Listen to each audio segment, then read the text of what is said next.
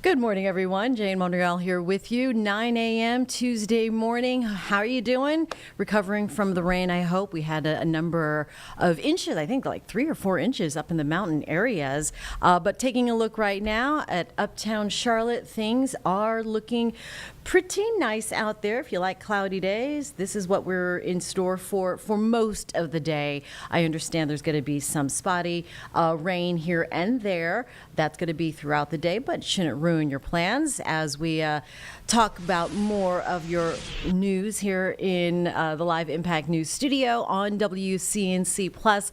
We have very exciting news for the Charlotte landscape, as we saw there. Beautiful shot of Uptown. More and more people are heading into Uptown for the cultural scene. Shakira is in town tonight. Carlene, I know, Bank of America Stadium. So, I mean, it is. I think 45,000 people expected there tonight. And also on the music scene, very exciting news about the future here, not only really in Charlotte, but the Southeast, because we are joined right now from Opera Carolina. Dr. Shantae Williams is here. She is the new music director, or I should say the new director, the general director of Opera Carolina, right? Dr. Shantae. And the new music director and principal conductor want to bring in Maestro Stefano Vignati. Benvenuto, both of you. Thank you for joining us this morning. Appreciate you coming in at this early hour because really you two are the leaders now of Opera Carolina. And I want to start with you, Maestro. Buongiorno. Buongiorno. Buongiorno. I got to practice my Italiano. What drew you to Opera Carolina in the first place? It's good.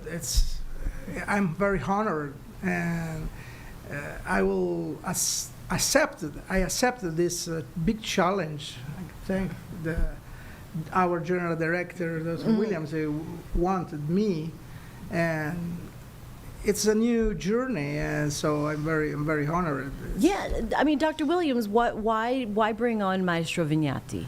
You know, Maestro Stefano. I get to call him Stefano because we're friends. Right? Okay, of course. It was an obvious choice. One, he has not only the artistic eyes and ears and talent, but he is world-renowned. I got to see him in action, and if you were in the Charlotte market, you saw him a couple of seasons ago at Opera Carolina with the Marriage of Figaro. And what I got to see Maestro Vignati do time and time again is both demonstrate a love and passion for the music, but also for the artists. I get to see him with young artists, which we hold near and dear at Opera Carolina, crafting young voices, young artists, really showing a love and a passion for the art and helping to grow and expand our audiences, which is what the art really needs right now. Oh, absolutely. And Maestro Vignati, you share your vision then for Opera Carolina's future. How do you see the company evolving under your direction? That's a good question. It's difficult for me because I receive a legacy of 25 years from the other music and principal conductor, Maestro James Mina. So I try to be myself. I try to do my best. I'm in the field of the music, opera in particular, from 35 years.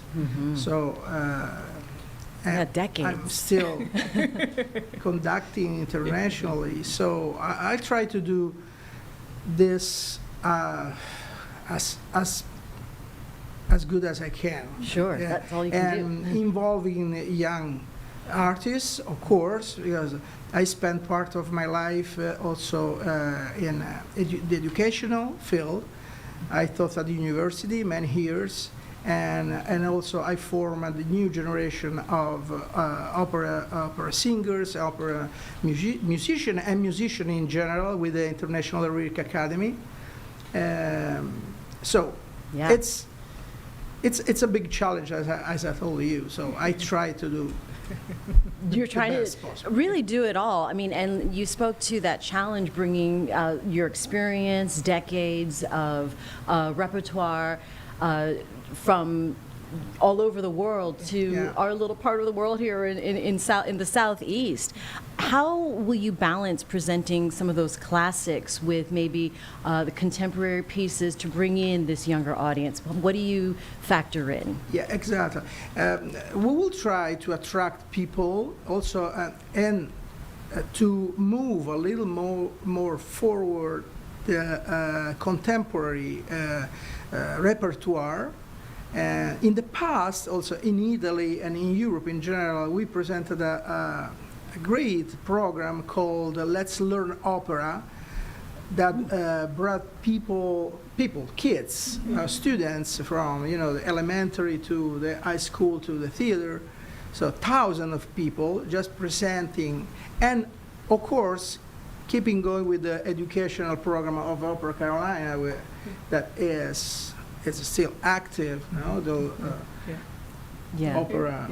I mean, Dr. Shante, what do you think about the future and telling stories of what's happening now and looking into generations to come? Well, Stefano is quite humble. I like to say he both got to be a professor at Drake, and he also got to conduct with Drake the hip hop star. So that tells you how he bridged the gap.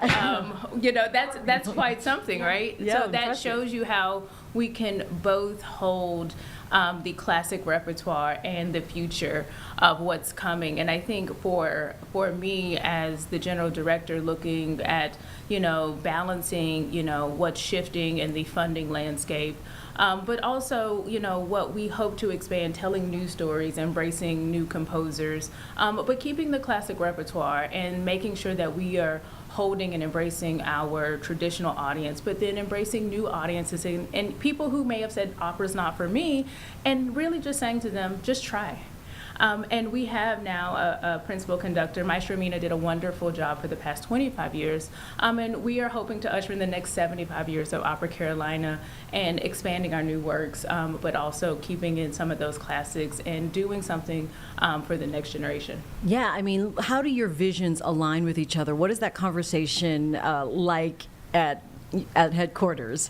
Well, we're missing one leg to our stool, so we also have an artistic director and Mr. Claudio Ferri, and we have very robust debates in the office. So, you would think, we could get a little sleepy, but it really becomes a conversation about which parts to keep, which parts to reimagine. Are we talking about costumes? Are we talking about sets? How do we liven it up? How do we explain this in a way? We just did La Boheme, and some people said, I don't know anything about Boheme. It's like, have you seen Rent? Have you seen Moulin Rouge?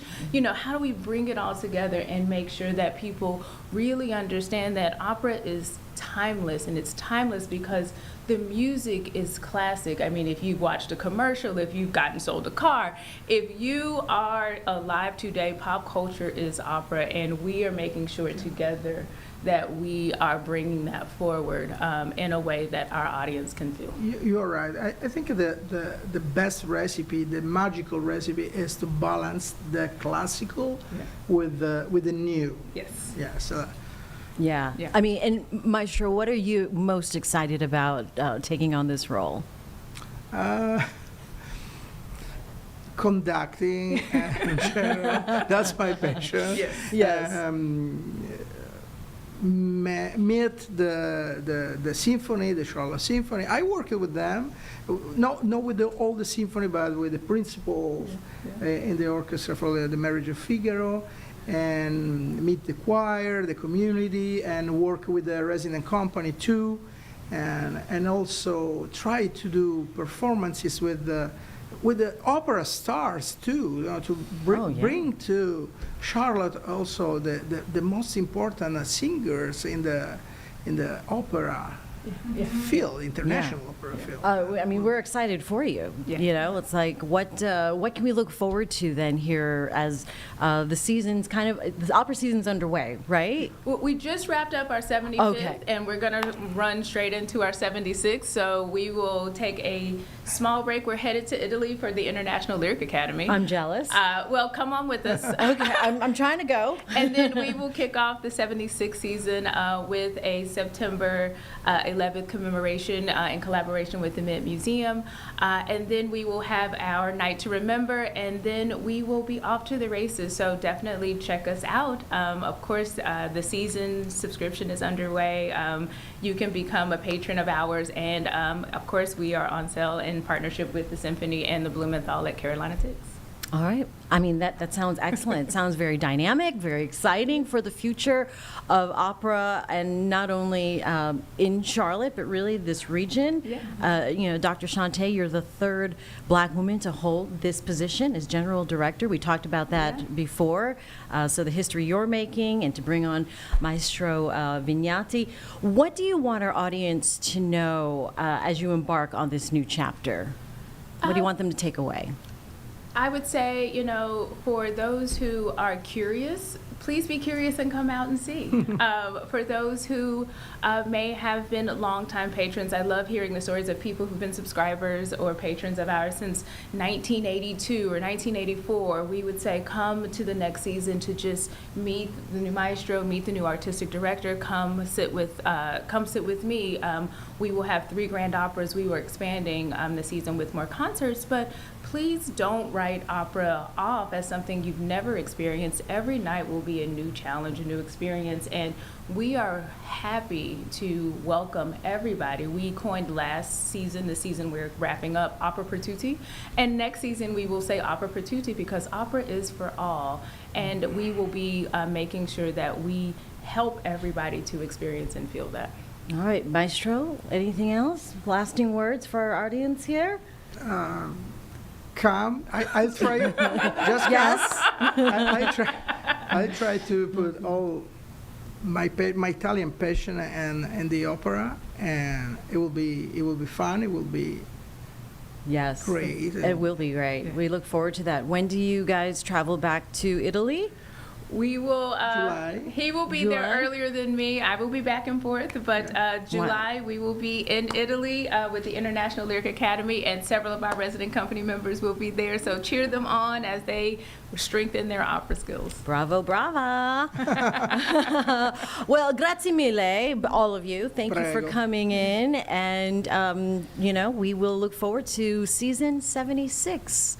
Maestro Stefano Vignati and Dr. Shante Williams from Opera Carolina, thanks for joining us here at the Live Impact Studio. Pleasure. All right. Ciao. All right, that was very exciting news to begin with on your Tuesday morning here at 9 a.m. A little opera for you to wake things up. And from there, we're going to go now. As you might have heard, the president is in the Mideast this week. He is expected to speak at a forum, an investment forum, investment of course, the business kind. Right now, there is an investment forum taking place in advance of President Trump's speech, and that is scheduled for 10 o'clock. We're going to take you there live now here on Live Impact News on WCNC+. And reality that fossil fuel, we need it forever. But we need renewable, we need green energy, we need combination. We need to look at it economics, sustainability, security. And reality today, we not want people to lecture us as it has happened in the past, what wrong, what right. We need to be, each country has to decide by its own, and no country will come and force you to do something because they have certain ideas or certain mindset that they want to impose it. Well, let me take one idea that was very prevalent 3 or 4 years ago. You've already mentioned it, and this has to do with timing, that the hopes for hydrogen of a few years ago have not reached the scale that had been expected. Is the problem supply or is the problem demand? For me, it's very clear. I'm telling you, I believe in creating demand. It's not going to be easy for hydrogen. What you do, as Amin said and some of my colleagues, you need to produce at large scale and create demand by supply at competitiveness. Look at it in Yom Green Hydrogen. It is 50% lower than any country could produce in the whole world. Right. Why? Because we have the competitive edge of Saudi Arabia, scale, renewable resources, finance cost, all of the above. And also, we are producing. Now we have an offtake of 30 years. Right. Why? Because we have been able to reduce the cost of green hydrogen 50%. But let me ask Amin, you've spoken in the past about the problem of demand. Is that the market? We spoke about it in the past that we don't think this demand will materialize because the number that was shown by consulting agencies and others that shows a huge demand for green and blue. Those people from the north. And some in the south, 1 or 2. But the bottom line, ultimately, and they thought the cost will go down drastically from $4 per kilogram to $1 per kilogram. None of that materialized. Supply is available. You want, as Mohammed said, you want green hydrogen, it's available. You want blue hydrogen, it's available. But we are not going to start constructing these projects until we get the offtake. And the price is known because we did the engineering and we did the bidding and we know how much it will cost us to build these projects. But we need the offtake. So we have been into different markets asking for offtake. Offtake is not materializing as of yet because the cost is high. At the end of the day, it's a $200, as I said. I always say it's 200 and 400. Right. And I need an offtake not for 1 year. I need an offtake for 20 years. So when they looked at their numbers, they reduced the amount of requirements significantly. Right. Well, let me thank you all for not only discussing the practical solutions for energy transition, but very much the practical thinking for energy transition. Please join me in thanking our panel. Thank you. Thank you. Thank you. Thank you. All the best. Thank you. See you around.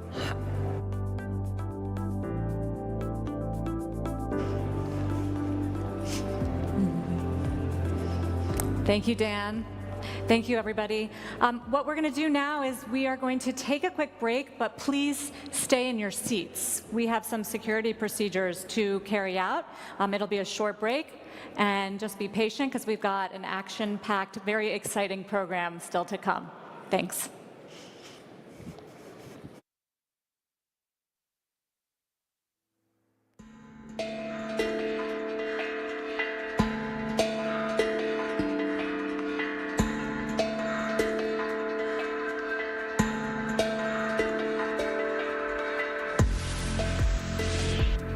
Well, as you heard there, they are taking a break at the Saudi Investment Forum. We will go back to that as soon as they recollect themselves. In the meantime, we do have a feature piece in advance of the president's arrival, recapping yesterday. Let's go to that here on Live Impact News on WCNC Plus.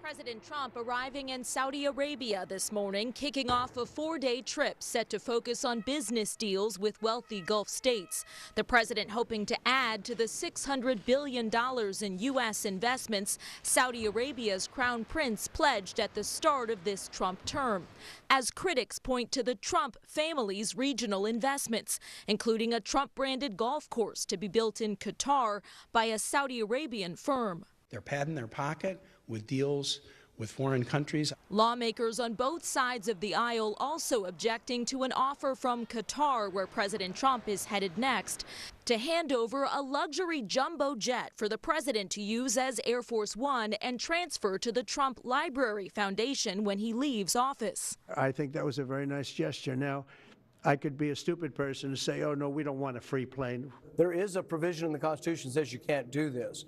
I think it's a mistake, and it's just bringing up something he doesn't need. And just because they are doing the corruption in plain sight does not make it any less damning or sad or gross. The White House says legal details are being worked out as aviation experts tell NBC News the plane would need expensive upgrades and a dismantling to check for listening devices. The Middle East trip comes amid emotional celebrations over the return of the last known living American hostage after 584 days in Hamas captivity.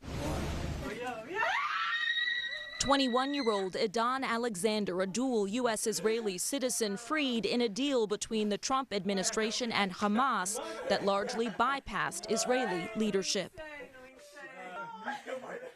In Washington, Alice Barr, NBC News.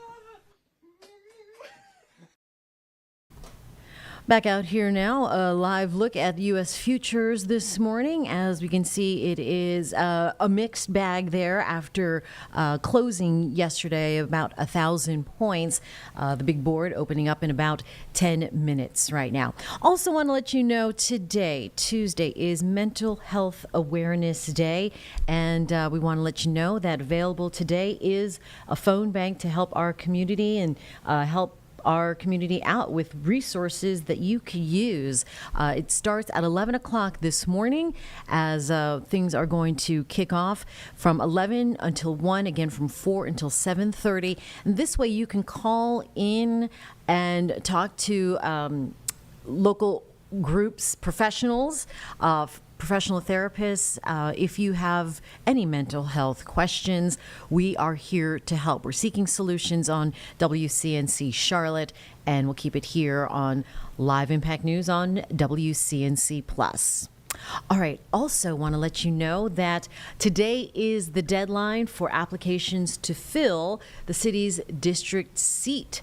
That is for District 6, including South Park. This is left vacant by former councilman Tarek Bakari, who left to work for the Trump administration.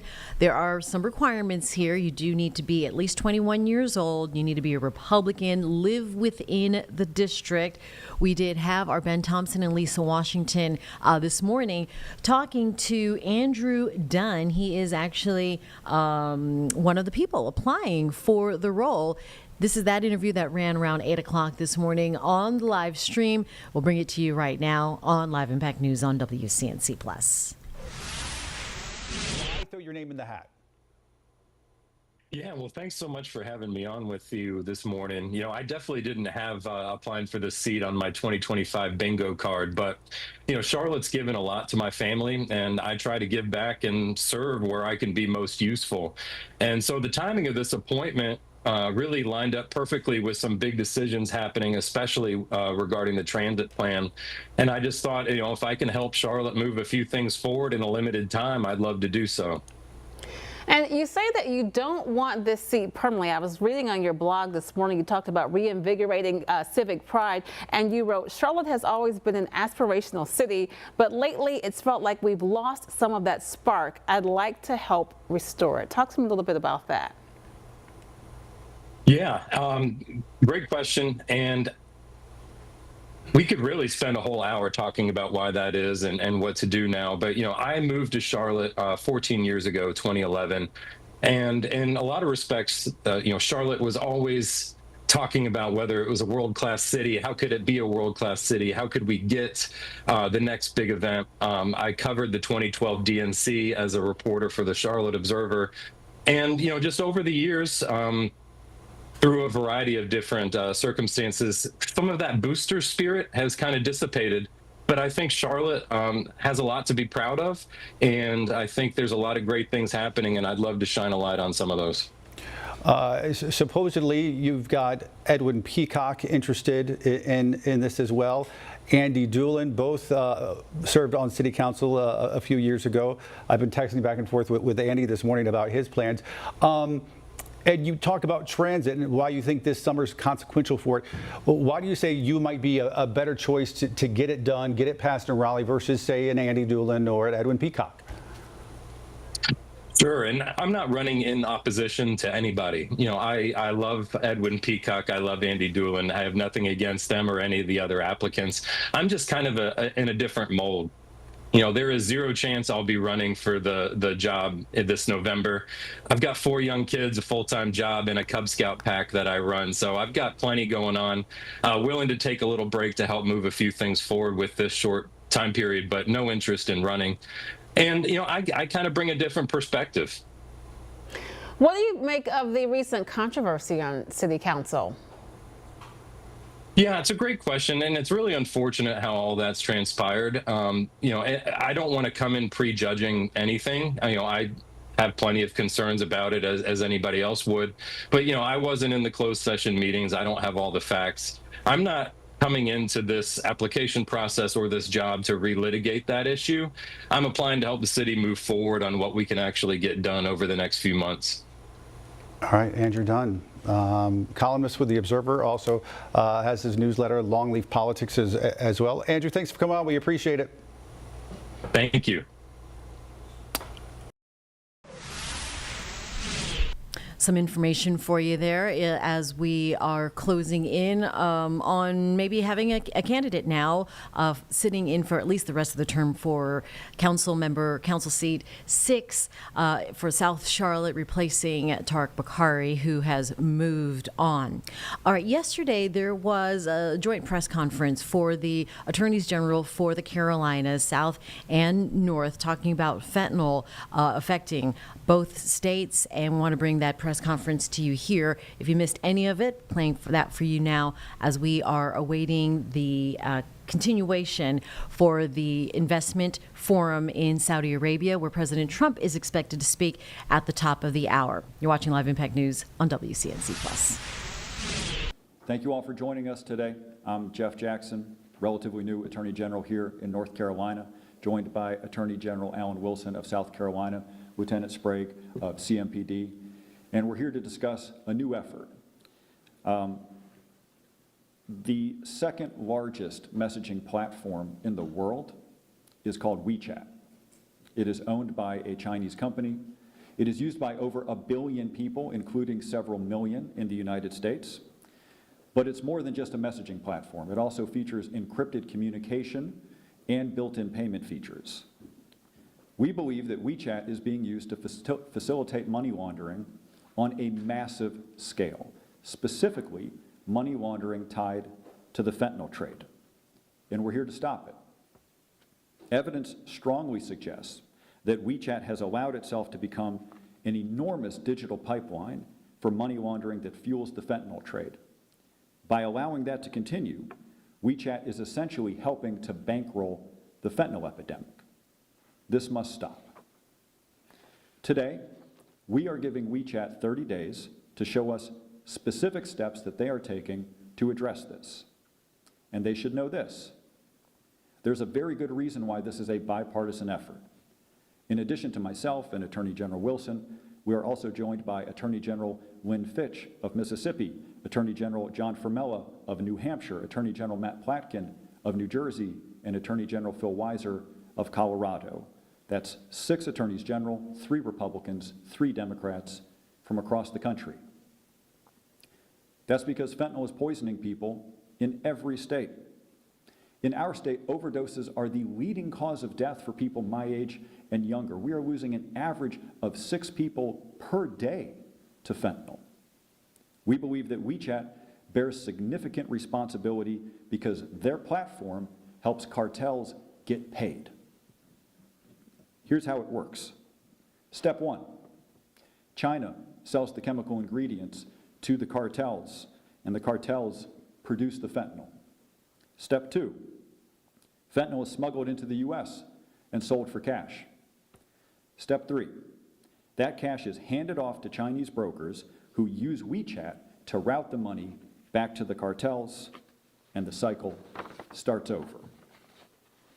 We've made a copy of our letter to WeChat available to all of you. It includes extensive citations, including the 2021 conviction of Mr. Lee, who managed an international criminal network using WeChat to coordinate bulk cash transfers between Chinese banks and drug cartels.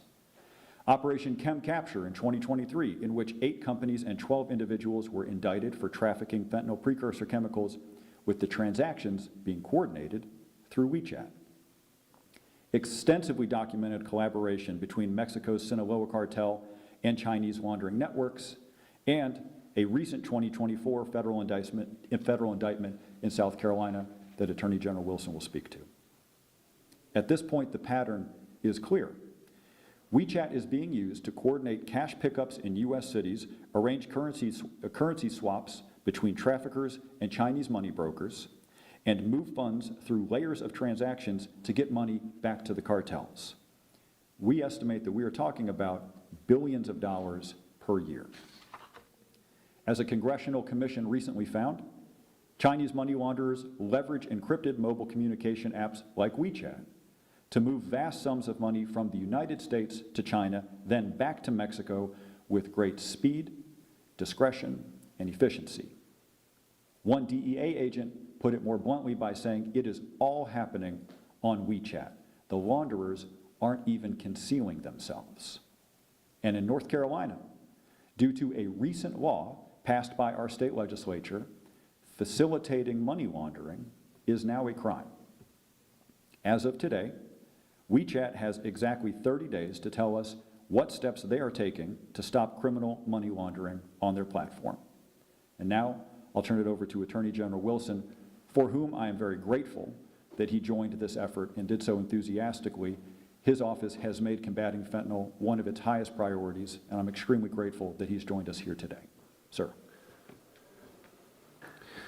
Thank you. I first want to start by thanking Attorney General Jeff Jackson for your leadership on this issue and for the conversations that we've had in your first few months in office. You've hit the ground running on this issue. When people come up to me, and I frequently get asked, what's the issue that keeps you up at night? And there are a lot of issues that could keep me up at night, but the one that always comes to the tip of my tongue the fastest is the fentanyl epidemic in this country. Everybody knows someone, either personally or within 1 or 2 degrees of separation, where a family has lost a young person or someone has died as an overdose as a result of the illicit fentanyl trafficking going on in our respective states. In South Carolina, it has been a major issue for me. When you look at the I-85 corridor, the I-75 corridor, the I-95 corridor, and the I-20 corridor, these are all major arteries into South Carolina. And of course, the I-85 corridor, which travels right from Atlanta all the way here in Charlotte. When I've spoken to both state and federal officials that are combating the fentanyl trafficking around the country, they've told me that Atlanta is a major hub for drug trafficking in this country. A lot of it's coming up in coordination with the cartels in Mexico, and it's coming up through. Hi, everyone. Jane Monreal here with you. Just after 9:30 on a Tuesday morning, you're watching Live Impact News on WCNC Plus. Want to switch gears here a bit and take you from that previously recorded press conference yesterday from the attorneys general talking about fentanyl to another medical challenge, if you will, for the Carolinas, especially in North Carolina, where we do know that medical debt is affecting and really 13% at least of North Carolinians drowning in medical debt. And we're not just talking about major surgeries or extended hospital stays. These are often single unexpected bills with these 4-figure balances. Want to bring in right now Steve Speranza. He is the CEO of HealthLock and a major leading medical billing expert, right? Scott, wanted to bring you in. Thank you for joining us here this morning. And thank you for having me.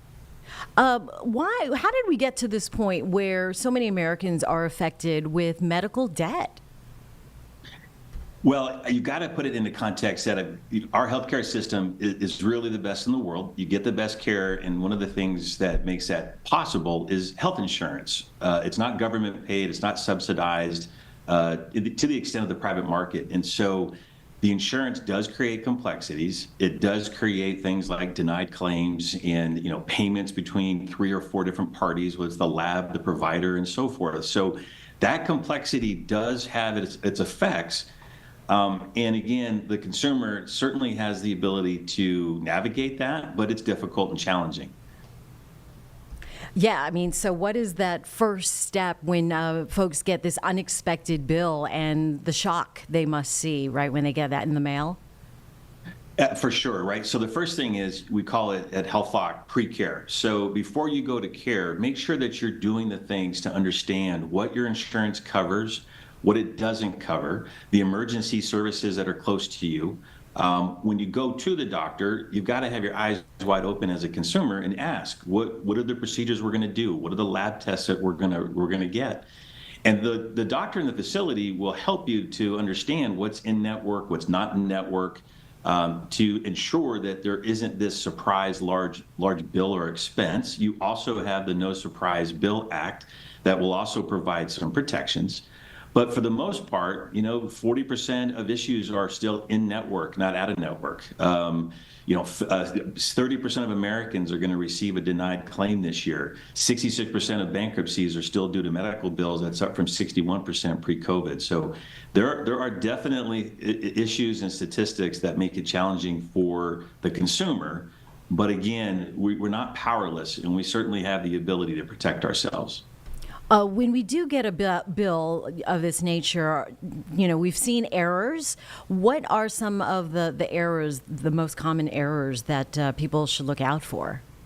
Yeah, unfortunately, statistics show that there's potentially 40% or more bills have some form of error in it. Now, that doesn't mean that every bill, an error is a financial error, but certainly at HealthLock, we see that a lot. So you've got this, complex coding system called CPD, ICD-10 codes. It's like the IRS tax system. Each code is effectively, assigning what procedure was done, and then a price point. There's over 100,000 lines of codes. It's actually more complex than the IRS. And so when you think about, we need an accountant to submit our taxes, again, certainly some of these complexities, especially if you're going to go into a large care, you might need a third party like HealthLock, of course, to help you navigate that.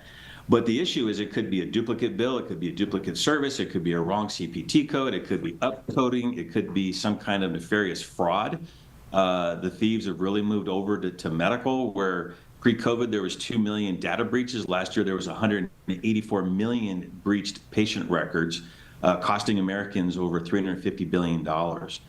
So again, we have to have our eyes wide open. We've got to understand what the billing and the procedures done were, and then work with your provider and your insurance carrier to make sure that you've got the most effective pricing and the most reimbursement from your insurance company.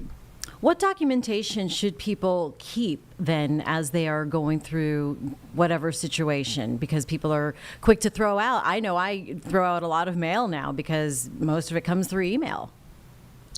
Well, you've got your famous explanation of benefits, right? That's the EOB that the insurance company says this is not a bill. This is the way that the insurance company that you're paying for the coverage sees this transaction and what you potentially owe. And so that's really that's not the start. The start is when you go to the provider to get as much information and pre-authorizations as possible.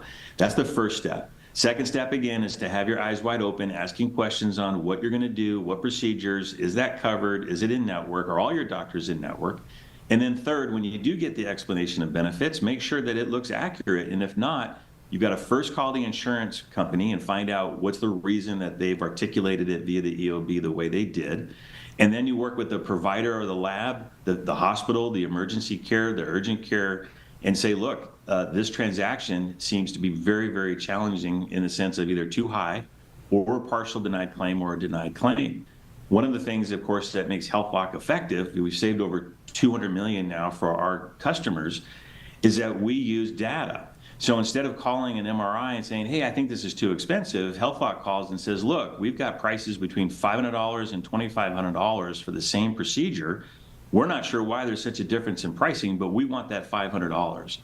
And so we can negotiate from a standpoint of empowered data, not just we pay a lot for insurance, so we need a discount.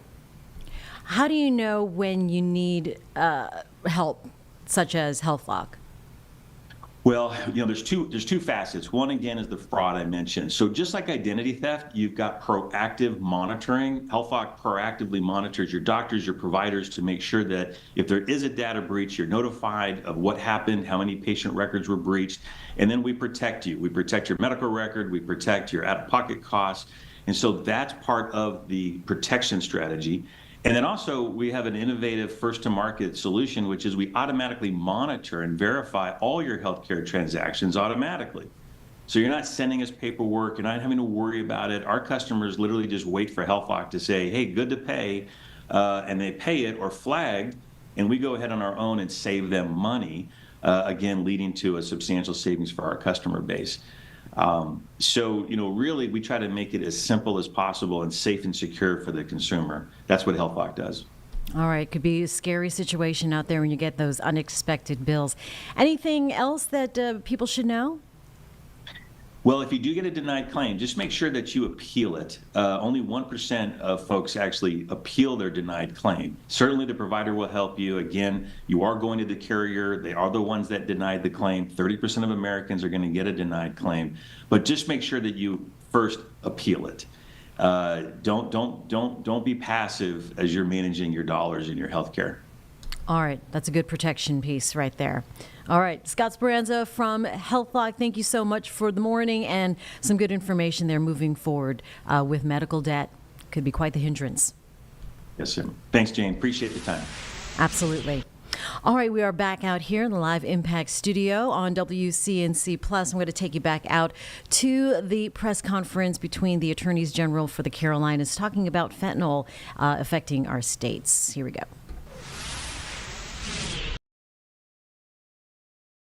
Corridor is pouring into the upstate of South Carolina, right here into North Carolina. And so in the upstate of South Carolina, we call that the front porch of South Carolina for drug trafficking.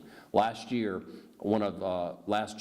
our first press conference of the year was a multi-jurisdictional press conference with local, state, and federal officials with our office announcing over 300 charges against 64 defendants, trafficking in 1.5 kilos of meth and 1 kilo of fentanyl. They believe that there were 500 kilos, historically speaking, on that one drug trafficking case, all of it originating in Mexico in coordination with the Mexican drug cartels. I have been told by federal officials that there is a strong belief that the Chinese are supporting a lot of the fentanyl labs in Mexico. At least that is their belief. And so when Jeff called me and invited me to be a co-signatory to this letter, I jumped at the opportunity because this is an issue that all states need to understand and need to recognize. When you look at fentanyl as an epidemic, I think it is the leading killer of people between the ages of 18 and 45. And I saw somewhere 74,000 people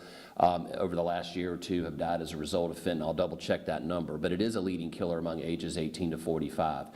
As I said a moment ago, that one drug trafficking case, we seized 1 kilo of fentanyl. I talked to the DEA. They have informed me that 1 kilo of fentanyl is enough to kill 500,000 people. 1 kilo of fentanyl, something the size of a VHS tape. For those of you old enough to know what a VHS tape is. That is a kilo of fentanyl. One of those is enough to kill 500,000 people. And that, you know, we have historically seen hundreds of kilos pouring into our state, to the south of here, into South Carolina. So this is something that's very important to me. When General Jackson and I talked about the need to raise awareness as to WeChat's involvement in facilitating Chinese money launderers working hand in glove with Mexican drug cartels that are facilitating the peddling of this poison into our two states and the states around us throughout this country, it was a no-brainer. And I've spoken to many other AGs who are very supportive of this, and we're going to see AGs taking basically a step up on the front lines to combat this illicit type of activity. WeChat needs to, and I fully 100% support what General Jackson said, that we need answers, we need them now. As you know, when I talk about other issues, whether it's human trafficking or especially when I'm talking about child sex exploitation, one of the things that I have said constantly is when you look at the internet and you look at AI, when it comes to child exploitation, you know, I always remind people that AI is today in 2025 what the internet was in 1995, a new and innovative technology that will change the world in ways we can't even imagine. Well, the same is true in this type of case. The internet has grown so fast in the last 30 years that we never dreamed of the social media platforms. We never dreamed of the technologies that would change our world, to change the way we recreate, change the way we communicate, change the way we educate, change the way that we work together. But it also has provided a medium, a venue for those who mean to exploit our laws. And so the law got to catch up. The people like the folks at WeChat are using the internet to evolve how they launder money, to evolve how they evade detection by law enforcement, to evolve how they promote this type of illicit activity. And so we have to evolve with them. That is why sending this letter to WeChat and working together in a bipartisan manner is so important to me, to go after these folks, to send a clear message that we're not going to take this, we're not going to allow it to continue. Just last month, in fact, the day after it was announced at the U.S. Attorney's Office, there were several people indicted for money laundering efforts using WeChat. And this is at the federal level with our federal partners in Colombia. Literally the next day, I got a text message from General Jackson congratulating us. Appreciated that, Jeff. But again, I'm here today because fentanyl is the issue of the day. It is an issue that we need to be cognizant of. We need to educate our respective constituencies here in North and South Carolina. People need to understand that this stuff is prolific. There's an epidemic, and internet companies like WeChat are being used by Chinese money launderers and other types of criminals. This is being used by the Mexican drug cartels. It's being used by gangs. It's being used by people to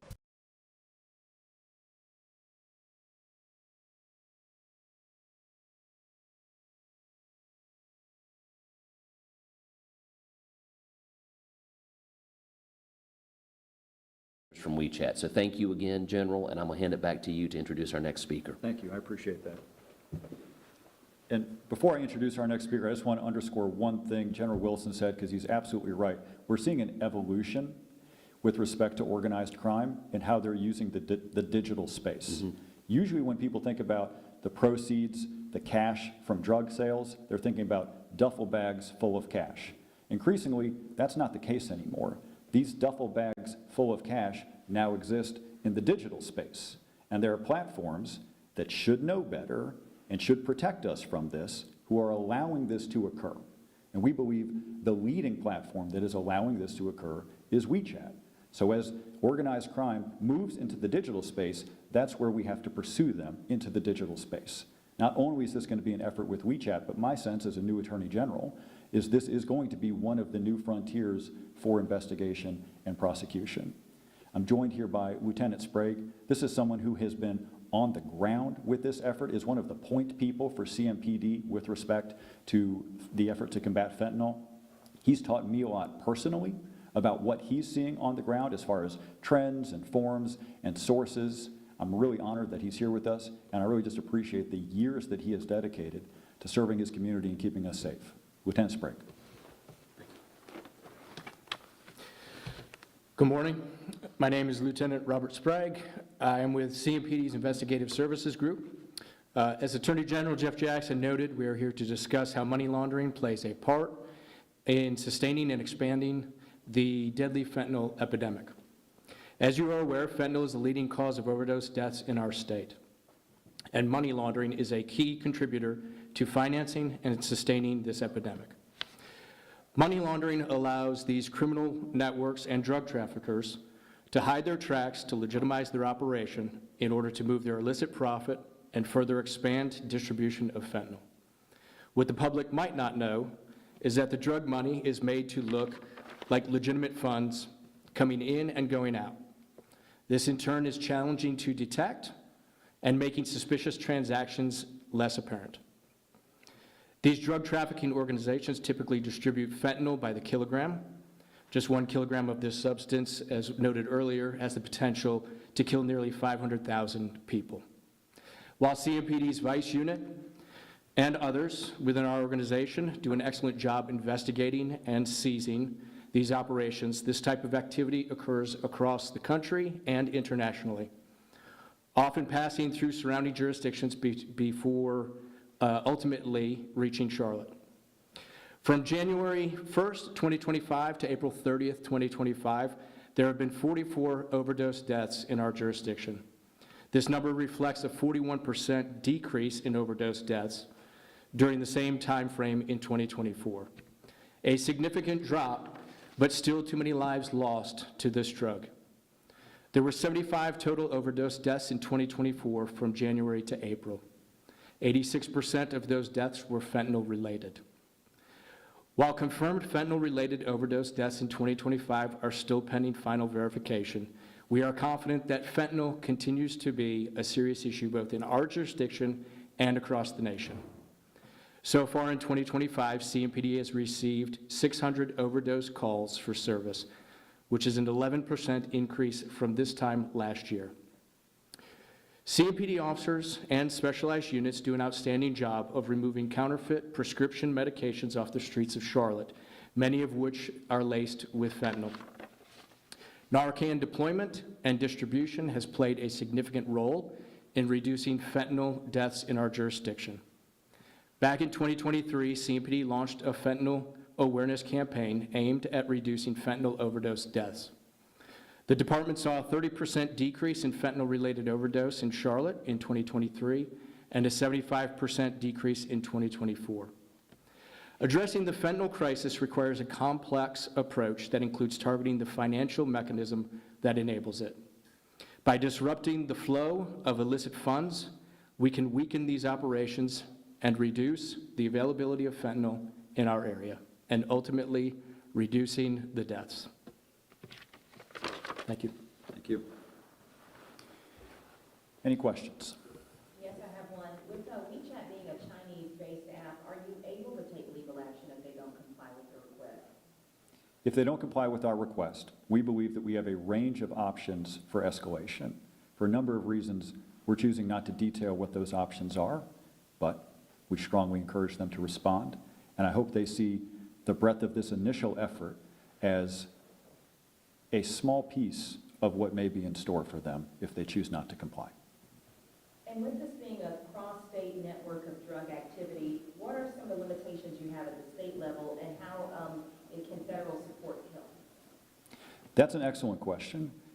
In North Carolina, we have our own set of criminal laws, and we have our own criminal investigators that give us an ability to protect ourselves. We are, however, very, very appreciative and beneficial and benefited from the partnerships because they also bring to bear their own laws and their own investigatory capacity.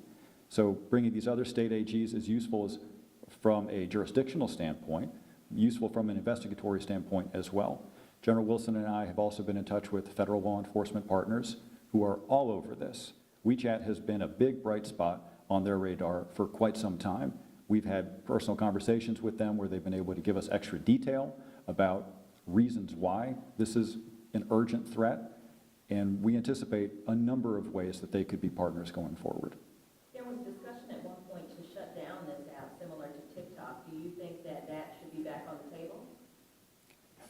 I think in the discussion between the United States and China, fentanyl is always going to be a major piece of that dynamic because China plays a couple of major roles in fueling this crisis. As I said, I think there are a range of options for how to escalate this matter if escalation is required. If I may. Please. I always tell folks there are three types of remedies you can get from the government. You can get legal remedies, you can get administrative remedies, and you can get political remedies. Legal remedies are obviously indictment, lawsuits, et cetera. That's where the AGs come in. Administrative remedies are remedies of law that you can get through the administrative process and bureaucracies of government. And then political remedies are where the policymakers reside in the legislative branches of government and those enforcement agencies that enforce state and federal laws. General Jackson and I, obviously, we talked about the cross-border collaboration that AGs are playing. Obviously, we are talking with our respective counterparts at the federal level, but also in Congress. Congress has, and you talked about TikTok, there is a role for Congress to play from the policy and the legislative standpoint. That would be under the political rubric that I talked about. Political meaning people hearing from their constituencies, hearing from their state AGs, and then implementing laws or policies at the federal level that would help us combat the fentanyl trafficking at the state level.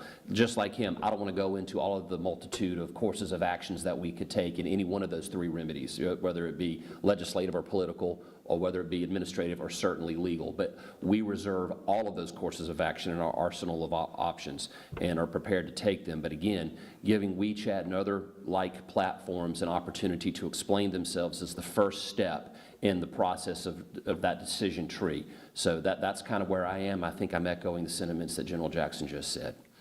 And Attorney General, this can feel like a massive thing, but I know that you've done a lot of work, you all have, to try to address this. Talk about some of the things that you've been able to accomplish toward fighting this issue.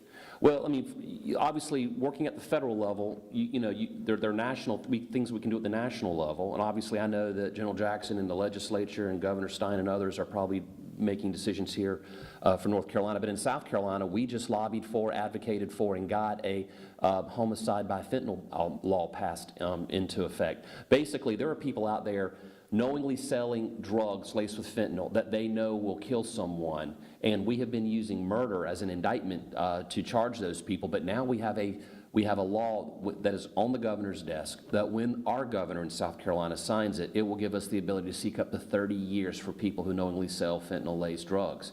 Obviously, we have mandatory minimums in our state for fentanyl trafficking now, and a much more aggressive approach to going after fentanyl in our state. So we passed a number of legislative bills that will give law enforcement and prosecutors the tools at the state level. We have multi-jurisdictional task force and working groups in South Carolina, and obviously because he and I are here today, it shows that there's a cross-border coordination effort going on at the state level as well as at the federal level. So I think AGs and local and state and federal law enforcement throughout this country are really starting to take a holistic approach when dealing with this issue. But again, I'm focusing on South Carolina in one hand as to getting the most stringent and aggressive laws passed that we possibly can to go after fentanyl trafficking and the illicit money laundering that supports it. At the same time, I'm working with our law enforcement as well as cross-border partners like the officials here in North Carolina, Georgia, and beyond to try to have a holistic, basically, pushback against what's going on out there in the fentanyl trade. I hope that answers your question. Okay, thank you for it. It's a good question. Anyone else? No?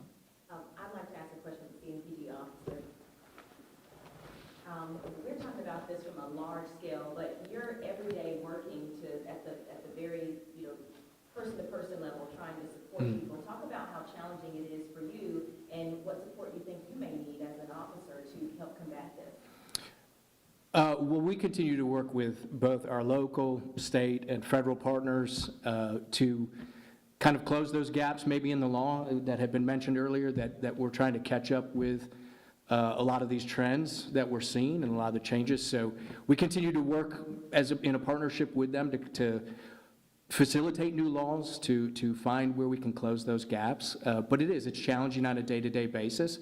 But we have some really great men and women that work in Charlotte that are dedicated to the cause and being out there to seize as much of this drug that we can and to arrest as many people as we can and save as many lives as we can, which is ultimately the goal here. So.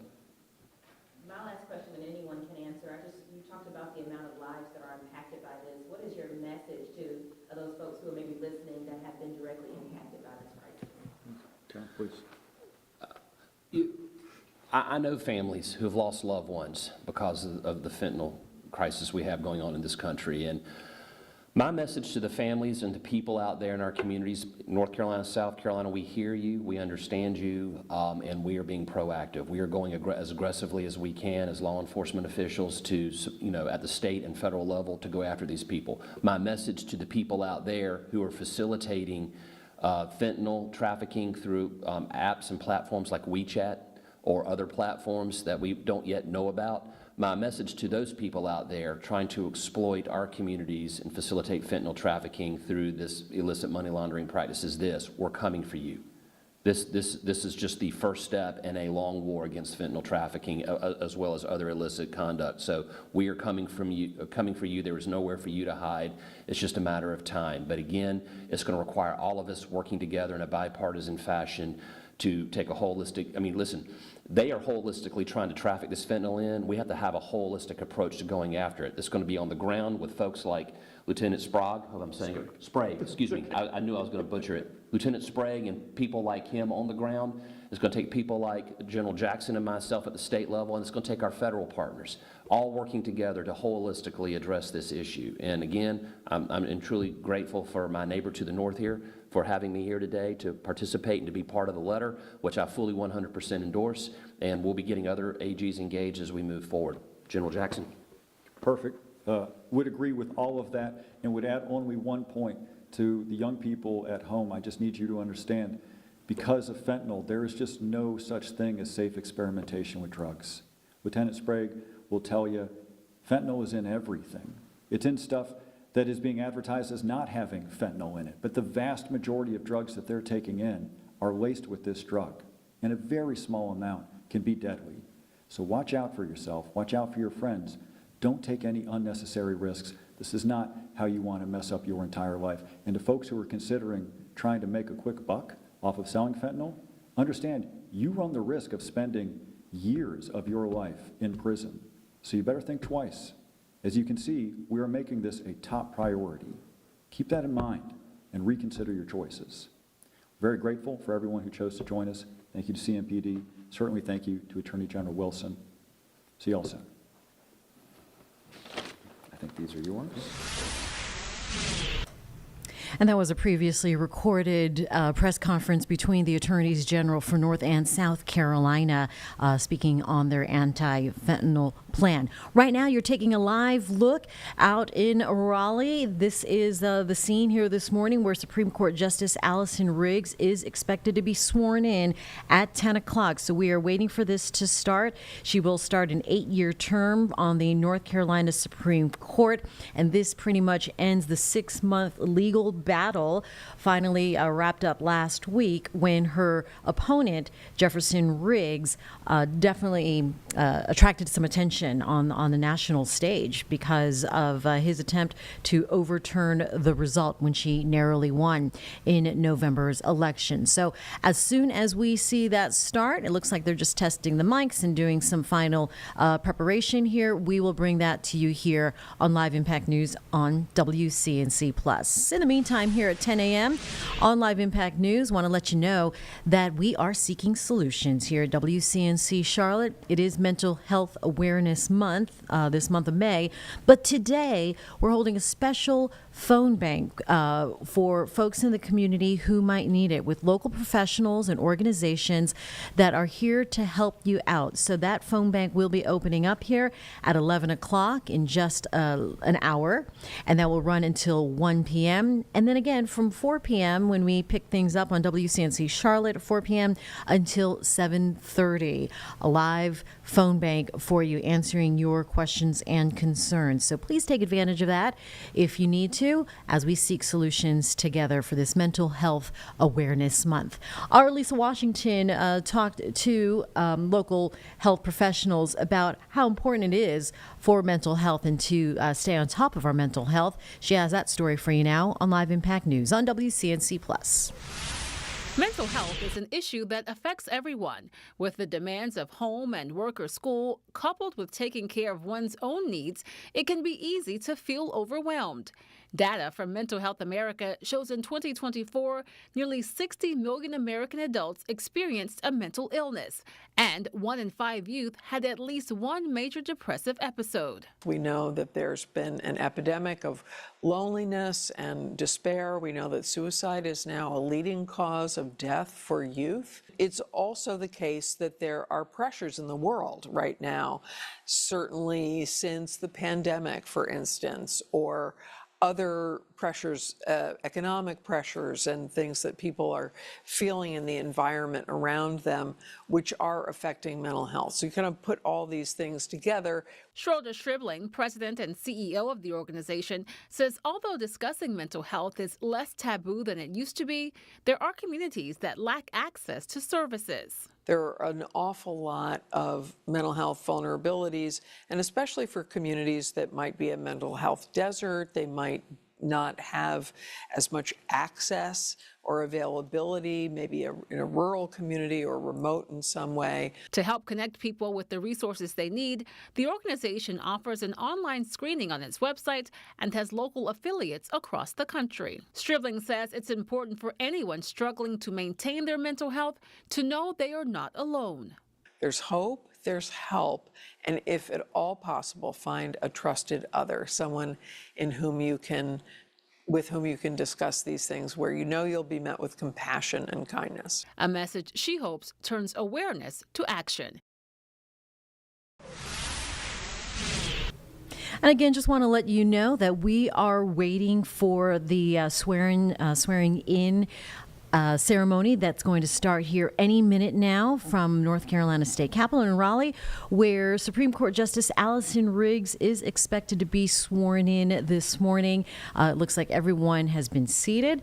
Of course, she was originally appointed to her seat by Democratic Governor Roy Cooper, replacing former Justice Mike Morgan, who unsuccessfully ran for governor to replace Cooper. And then she did go on to win the 2024 election by just 734 votes. That led to Jefferson Riggs attempting to overturn the result. That was finally settled last week.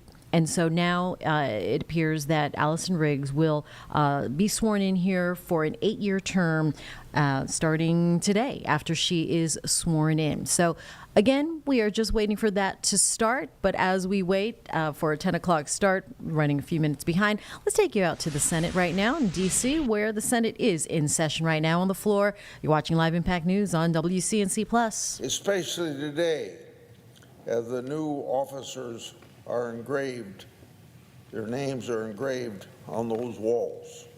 I yield the floor and suggest the absence of a quorum. The clerk will call the roll. Ms. Alsobrooks.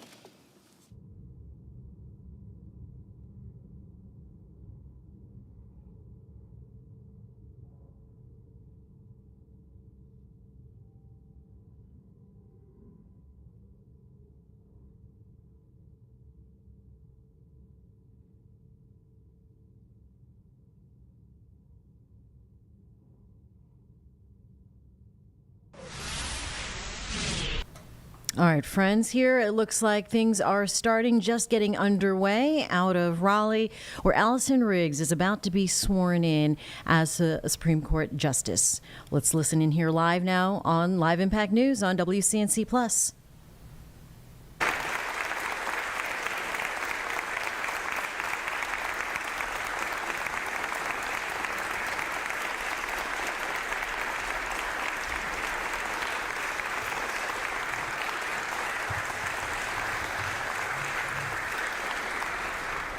Good morning. And welcome. My name is Anita Earls, and I serve you as the Senior Associate Justice on the North Carolina Supreme Court.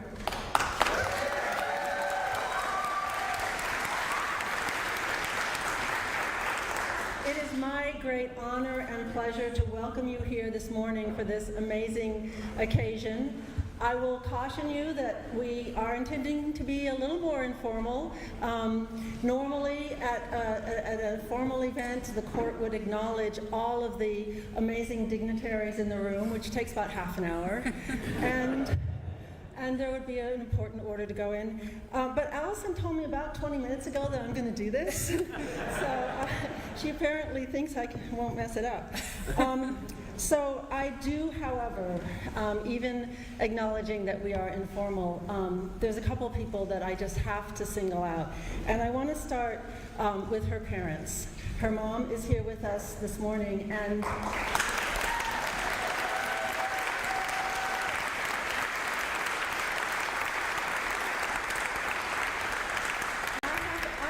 say that this journey to this point was not a normal one for the parent of a candidate for the North Carolina Supreme Court.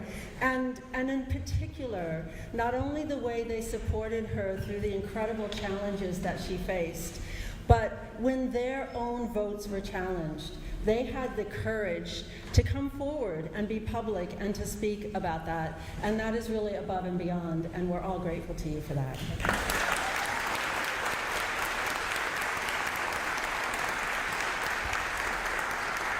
And then I also have to acknowledge and thank her husband, Brian.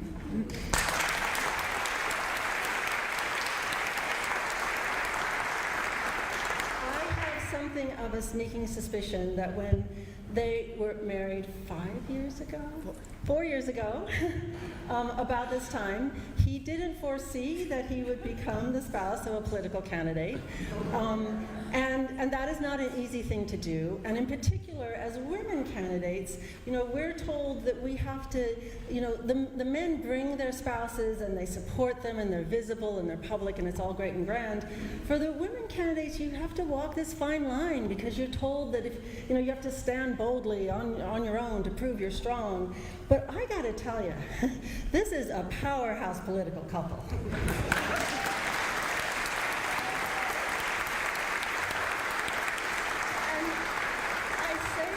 I say that from the personal experience of watching Brian work a room, watching him support Allison. He learns all the names of everybody in the room and who she needs to talk to, and he remembers them all the next time she's with them.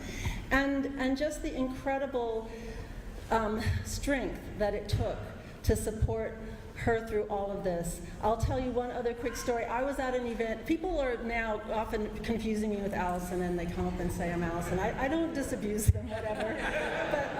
But this man came up to me, he's like, I saw you at blah, blah, blah, and I knew it wasn't me because I didn't go to blah, blah, blah, but I saw you there, and I met your husband, and he was amazing. Please give him my regards. So Brian, I'm not the only one who acknowledges, and thank you for being a part of getting us to this point.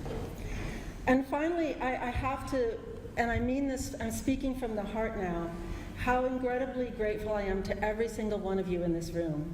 We are at a moment in our democracy where it takes everyone standing up and standing strong for the principles that every vote should count and count equally. That's what I've devoted my career to, and for most of that career it was about finding the right structures, but we're now in a different era. We're at a time, and I wish I could say it was all over today, but we are in a time when it's going to take each one of us standing up And sometimes that means it's hard work. Sometimes that means it's at risk to us. And it's a really challenging moment. And each one of you, in all the ways that you supported Justice Riggs in her campaign, each one of you did that. You stood up and you said, our democracy matters. We're not going to stand by and see legitimate votes be thrown out. And so I just have to say how incredibly grateful I am to you and to caution you that it's not over. So I'm going to need you to keep doing that. Until we get to a point where we have courts and legislatures and institutions that also live out those principles. But today we are here to celebrate and to acknowledge and to recognize and to swear an oath of office to this amazing woman who I know will continue to be an incredibly great justice. And again, I'm speaking from personal experience here.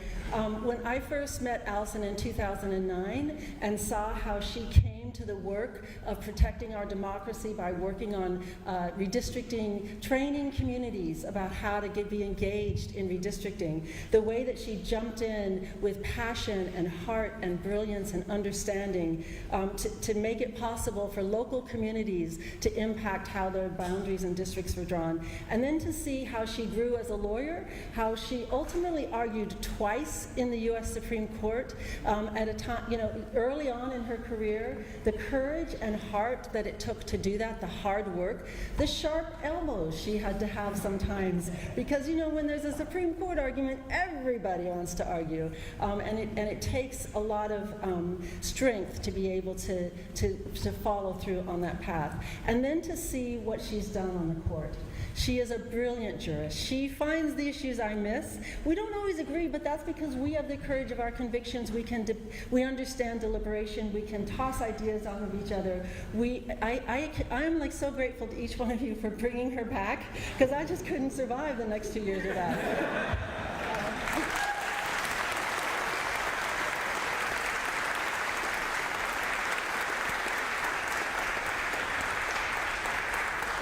And I just want to say one more thing. All of this work that Allison does is because of her tremendous heart for the people of this state. And again, I say that from personal experience. She has never shied away from defending me from the racist attacks that she sees me face. I hope that I've been able to defend her from the sexist attacks that I've seen her face, but it takes a lot of courage to stand up and speak out when those things are happening, and Allison has never shied away from that, no matter what the consequences. And so, Allison, with incredible gratitude, admiration, and just excitement, I'm going to now administer the oath of office.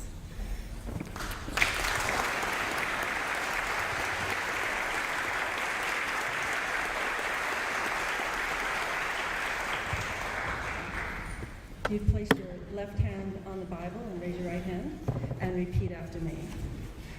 I, Allison Riggs. I, Allison Riggs. Do solemnly swear. Do solemnly swear. That I will support the Constitution of the United States. That I will support the Constitution of the United States. So help me God. So help me God. I, Allison Riggs. I, Allison Riggs. Do solemnly and sincerely swear. Do solemnly and sincerely swear. That I will be faithful and bear true allegiance. That I will be faithful and bear true allegiance. To the state of North Carolina. To the state of North Carolina. And to the constitutional powers and authorities. And to the constitutional powers and authorities. Which are or may be established. Which are or may be established. For the government thereof. For the government thereof. And that I will endeavor to support. And that I will endeavor to support. Maintain and defend. Maintain and defend. The Constitution of said state. The Constitution of said state. Not inconsistent with. Not inconsistent with. The Constitution of the United States. The Constitution of the United States. To the best of my knowledge and ability. To the best of my knowledge and ability. So help me God. So help me God. I, Allison Riggs. I, Allison Riggs. do solemnly swear do solemnly swear that I will administer justice that I will administer justice without favoritism to anyone without favoritism to anyone or to the state, that I will not knowingly take, directly or indirectly, any fee, gift, gratuity, or reward whatsoever, for any matter or thing done by me, or to be done by me, by virtue of my office, except the salary and allowances by law provided, and that I will faithfully and impartially discharge all the duties of Associate Justice of the Supreme Court of the North Carolina General Court of Justice to the best of my ability and understanding, and consistent with the Constitution and laws of the state, so help me God.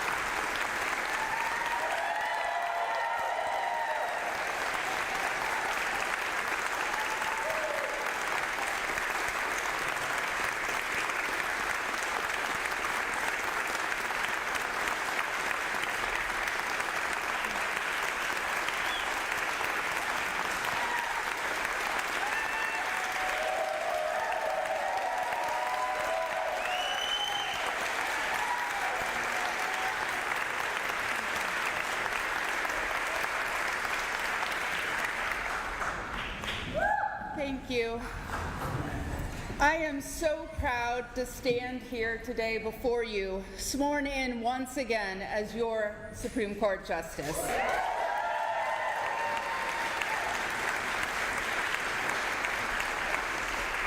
Thank you so much for being here today. Just so everyone knows, the formal investiture will be next month, so we will have ample time for further celebrations, ample time for me to thank all of the many people who got me here, even if it takes 734 minutes.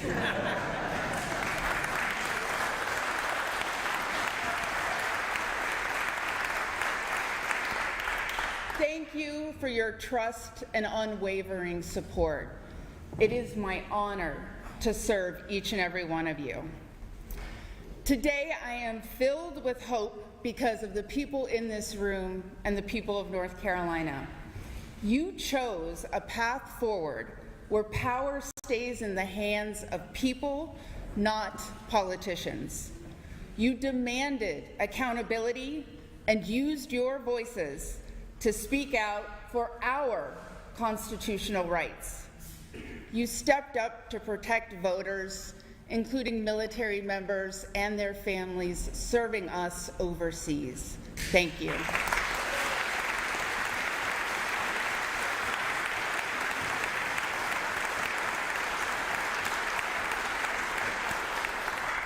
I'm going to use these brief remarks to express my gratitude, but also my commitment to the voters of North Carolina.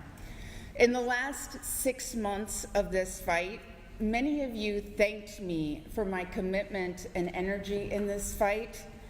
It was never an option for me to give anything less.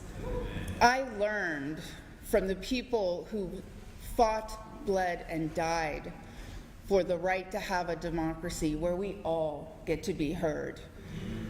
And the reason I was able to stand resolute, not discouraged and not intimidated, was because I knew that I stood arm in arm with you, protecting that precious fundamental right to vote. We won this election more than 6 months ago.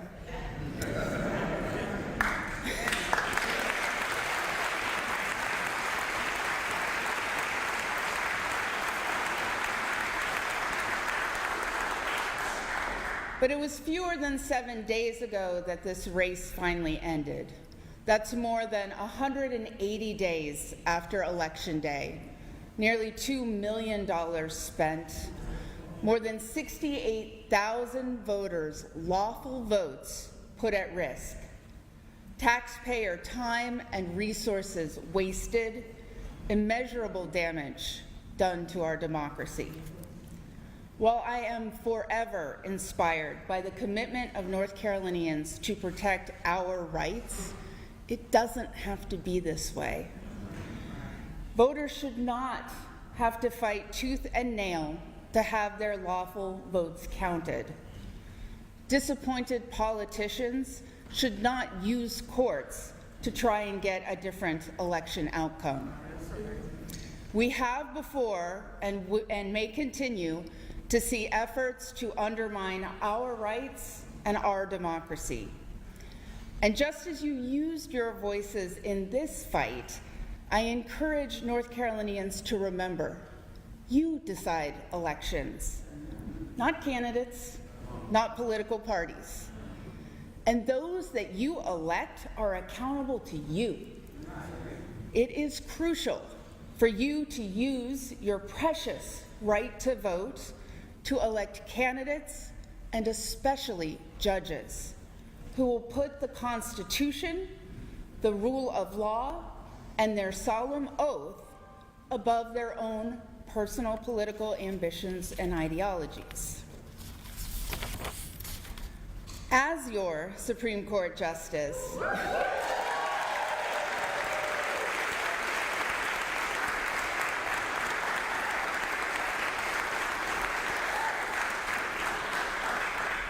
it is the honor of my life to serve you, and my promise to you is that I will serve all North Carolinians regardless of whether they voted for me.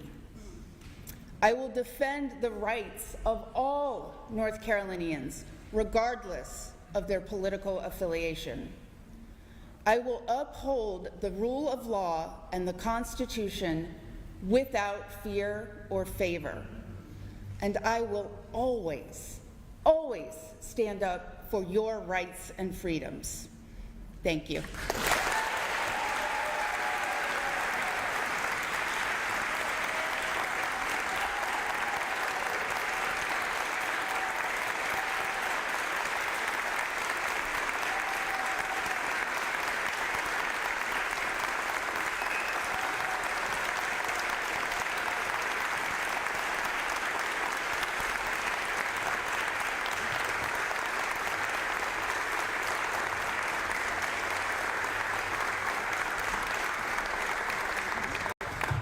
I would love if folks would want to come up and take photos, give me a hug, say hello, and please stay tuned for more information about the celebration to follow next month. Thank you. Justice Riggs will stay here.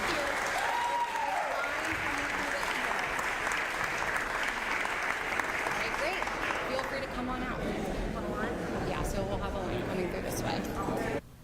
You are watching live right now. Supreme Court Justice Allison Riggs just sworn in as North Carolina Supreme Court, continuing an 8-year term now, a ceremony ending a 6-month legal battle that was finished last week when her opponent, Jefferson Riggs, conceded that, or Jefferson Griffin, rather, conceded that Riggs won her seat by a federal judge. So Ms. Riggs now Justice Riggs, rather, is just wrapping up a ceremony there and speaking to fans and family after that swearing-in ceremony, speaking on her comments that the celebrations will continue on Live Impact News on WCNC Plus.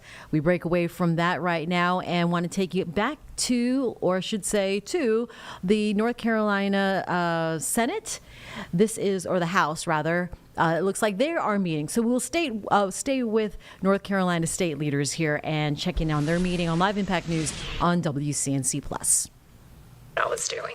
Okay. Representative Ball. Thank you, Madam Chair. Perhaps this question should go to staff. I'm still a little confused about what the original bill did and the technical corrections that the PCS applies. Could we get clarification on the record about that? Ms. Churchill.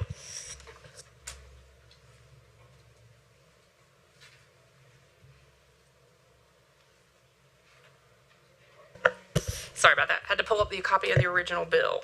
So, as Representative Balcom noted, the original bill is simply saying that the governor, in making the governor's appointment, is going to consult with the political party of the vacating district attorney. And if the DA was not affiliated with a political party at the time, the recommended persons shall be qualified by a majority of the members of the General Assembly.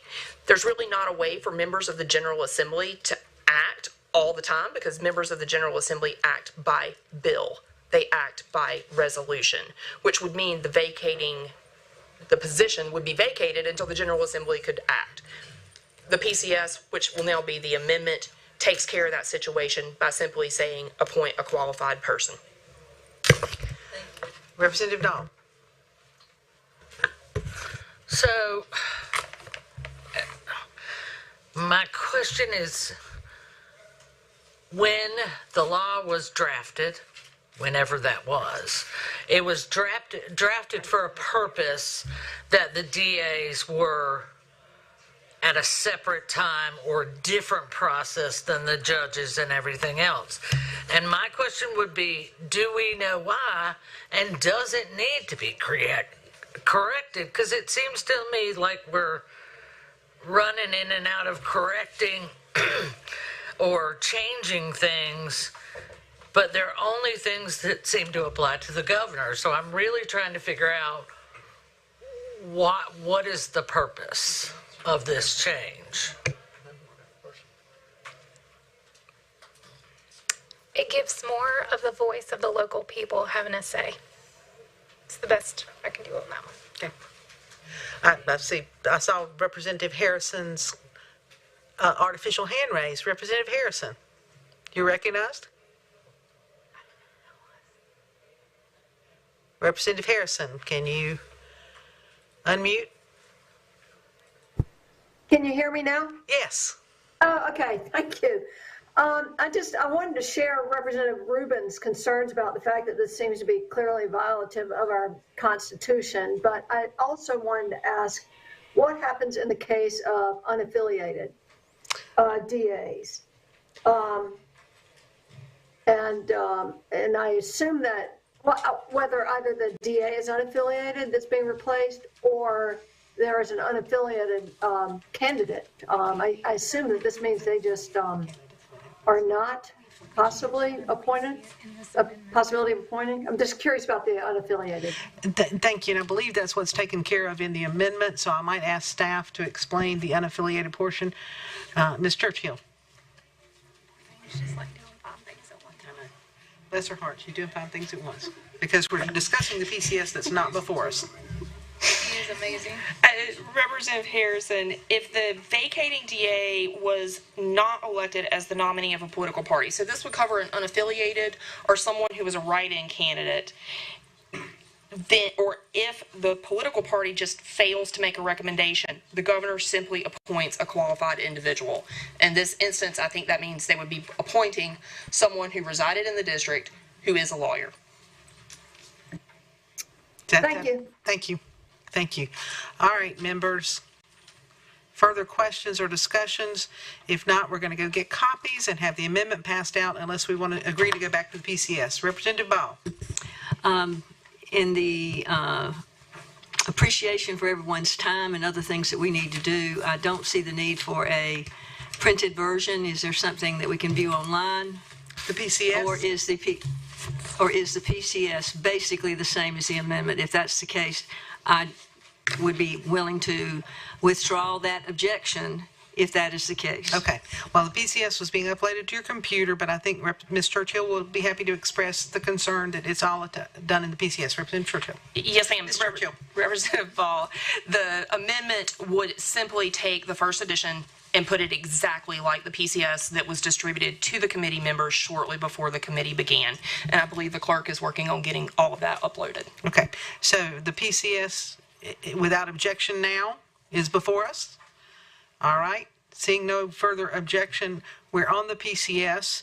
Further questions or discussion from anyone? Representative Dahl.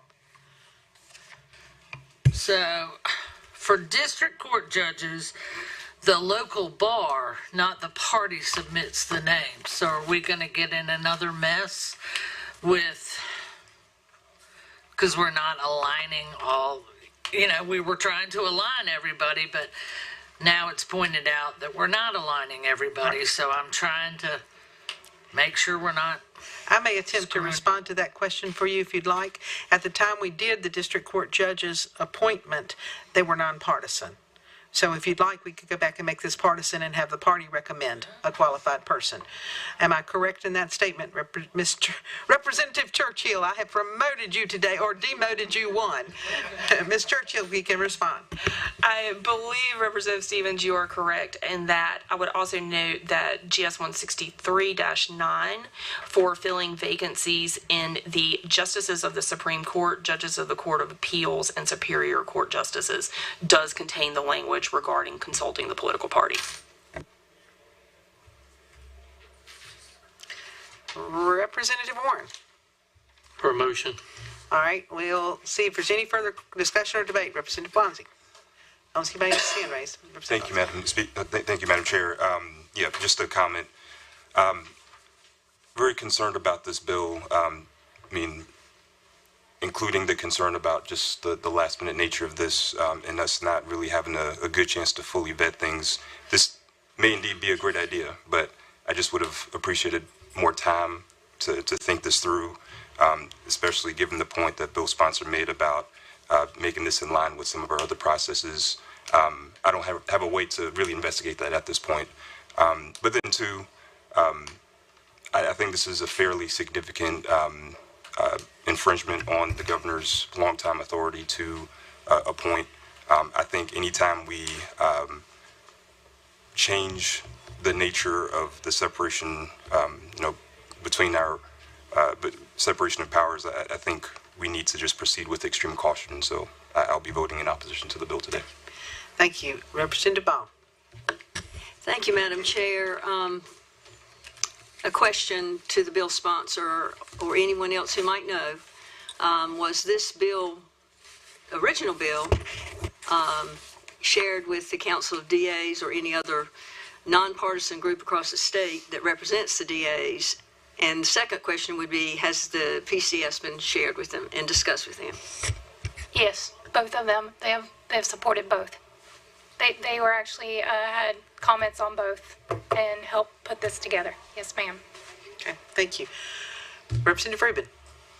Just the last comment, and I've been heard on my concern about the constitutionality, but I guess what I would say, and the reason I asked the question of could the legislature just say we'll pick and the governor will appoint, the reason I asked that question is I think it's obvious to everyone that would be, well, no, just because the governor signs the paper, if he's required to sign on whatever name the legislature gives, that would infringe on his appointment power. And I know we fixed that piece on the legislature, but this still infringes on his appointment power in exactly the same way. Because the Constitution says he has the discretion to choose a qualified individual, and this body is now saying no, he'll pick 3 that a political party gives him. And that is infringing on his discretion in a pretty transparent way. I'm going to vote against the bill for this, and we'll speak against it wherever possible. We should not be doing this, and we should be we should police ourselves on violations of the Constitution. Thank you. Thank you. And we always appreciate the dissenting view, believe it or not. Representative Warren, you're recognized. Thank you, Madam Chair. I move for a favorable report for the PCS as amended, rolled into a new PCS, and unfavorable to the original with a referral to state and local government. It's not amended, it's just the PCS now. Favorable to the PCS, unfavorable to the original, no amendment. Correct? That was your motion, right? Confusingly so, yes. And Ms. Churchill?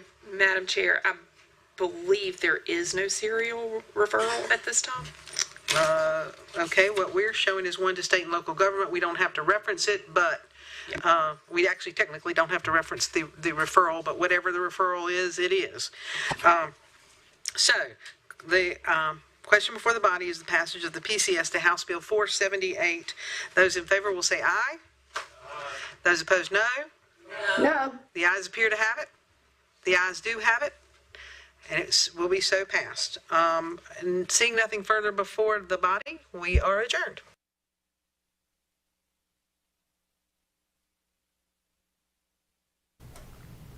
All right, well, since that meeting has adjourned, want to break away from that now and go live here to the Senate Judiciary Committee hearing as they are discussing competition issues in the prescription drug supply chain. You're watching Live Impact News on WCNC+. Relief for the struggling independent pharmacy in rural Illinois or rural Iowa was delayed because the world's richest man didn't like the bill. Never mind that 5 days after tanking PBM reform, health policy expert Elon Musk tweeted, "What is a pharmacy benefit manager?" That was his tweet. I hope today's hearing builds on the bipartisan package of patent and competition reform bills we advanced earlier this year.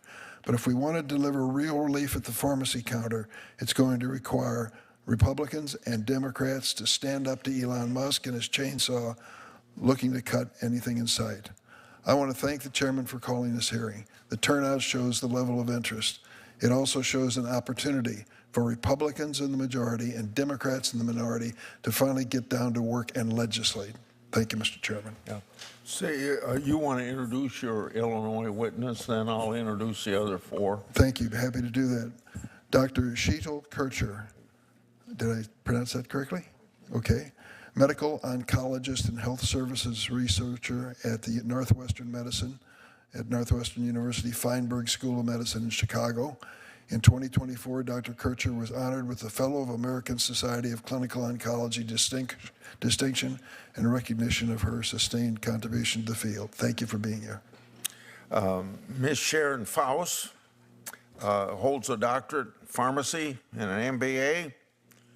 She's Chief Pharmacy Officer at Navitas Health Solutions. In this role, she oversees health strategy, provided services, Lumicera Health Services, focusing on clinical initiatives, drug management, pharmacy network, and procurement strategies across retail, mail, and specialty channels. She's a licensed pharmacist in Wisconsin, serves on the board of directors of the National Association of Specialty Pharmacy and Drug Selection Advisory Committee of Civica Script. Our next witness, Dr. Randy McDonough, constituent of mine. He's co-owner of Towncrest Pharmacy Corporation of Iowa, professor of pharmacy management and innovation at Loma Linda University School of Pharmacy. Dr. McDonough is published and has presented nationally and internationally on pharmaceutical care, medication therapy management, and implementing patient care services in community pharmacy settings. He is recognized for his efforts in developing and implementing new pharmacy business models. He's president for the American Pharmacists Association 2025 to 26. Mr. J.C. Scott, President and CEO of Pharmaceutical Care Management Association. Prior to joining the association, Scott served as Chief Advocacy Officer for Advanced Medical Technology Association, AdvaMed for short, where he oversaw government affairs and external relations. Prior to his present position, Mr. Scott served as Senior Vice President, Federal Relations, the American Council of Life Insurers. Mr. Scott has an undergraduate degree in Public Policy Studies, Duke University, and JD, Georgetown University Law Center. Professor Neera Sudha. Dr. Sudha is a professor at USC Price School of Public Policy, where he also served as Vice Dean for Faculty Affairs and Research. He holds joint appointments at USC Keck School of Medicine and USC Marshall School of Business. Dr. Sudha is founding member and senior fellow at USC Schaefer Center for Health Policy and Economics. His research encompasses economic epidemiology, pharmaceutical markets, health insurance, medical innovation, Medicare, and global health. Dr. Sudha has authored over 100 peer-review publications in leading journals such as I won't name all those journals. His work has been featured in major media outlets, including Times, New York Times, The Washington Post, Scientific American. With that, I'd like to ask you to rise, and we swear our witnesses at these meetings. Do you swear or affirm that the statement you're about to give before this committee will be the truth, the whole truth, and nothing but the truth, so help you God? I see all of them affirming that. Thank you very much. We'll start with you, Ms. Faust. Thank you. Chairman Grassley, Ranking Member Durbin, and members of the committee, my name is Sharon Faust, the Chief Pharmacy Officer for Navitas Health Solutions. Thank you for inviting me here today to appear before you this morning to discuss competition in the drug supply chain. Navitas supports many of the PBM reforms that you have been working on over the past several years, and I want to thank those of you that have met with us to achieve positive results. Navitas is a transparent pass-through PBM. It's different from the rest. Navitas was formed more than 20 years ago when the state of Wisconsin Employee Trust demanded a PBM partner that would pass through all rebates, didn't engage in spread pricing, and provided access to all their data.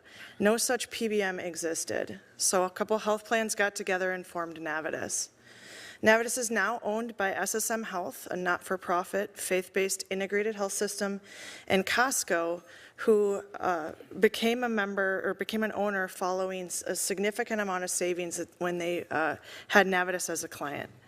Based out of Wisconsin, we have 2,100 employees located across 40 different states and operate in all 50 states, all lines of business, accounting for almost 19 million lives. Our model hasn't changed in the last 20 years. We still pass through all our rebates. We focus on lowest net cost approach, quality of care. We contract with our own pharmacies and support rural and charge clients what the pharmacy is paid, no spread. We give full access and auditability to our clients, and we have auditable and disclosed administrative fees, no hidden fees. We're successful because our partners innovate with us. Our clients are our innovators. We provide high quality care. A decade ago, our clients came to us and asked for a specialty pharmacy that had the same morals and pass-through model as Navitas. We created Lumicera, which is a cost-plus specialty pharmacy, charging clients based on actual acquisition and a flat fee. Lumicera's model is not tied to the drug cost, so incentives are aligned and patients are cared for with the highest of quality. We also provide access to Civica Script product, an innovator in the insulin cost space, and we provide point-of-sale discounts that are passed through from manufacturers. For example, our recent announcement with Teva to provide a biosimilar Stelara at a 97% discount at point of sale. That's $29,000 off the list price per fill. That's a partnership that we feel disrupts rebates altogether and delivers immediate savings to the plan sponsor and the patient. And we feel that's meaningful. Navitas never forces a client to use Lumicera, nor do we financially penalize them for that. Majority of our business is actually not from Navitas. While I certainly understand the frustrations with traditional PBMs, when properly aligned, is a counterbalance to drug manufacturers and facilitate access to pharmacy networks to meet the needs of patients and plan sponsors.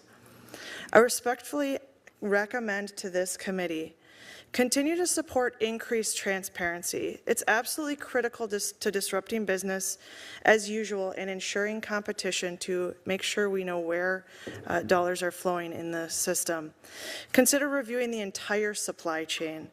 Americans could benefit from all parts of transparency in the drug supply chain, including wholesalers and rebate GPOs. Be cautious about legislation that would prohibit certain business models.